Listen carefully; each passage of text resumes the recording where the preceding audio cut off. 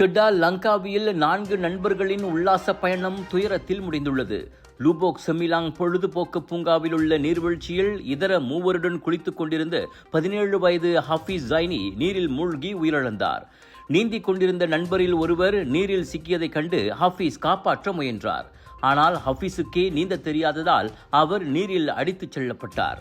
ஏற்கனவே நீரில் சிக்கியவரை மற்ற நண்பர்கள் காப்பாற்றினர். ஆனால் ஹபீஸ் காணாமல் போனார். பின்னர் தீயணைப்பு மற்றும் மீட்பு குழுவினர் ஹபீஸின் உடலை பாறைகளுக்கிடையில் சிக்கிய நிலையில் கண்டுபிடித்தனர்.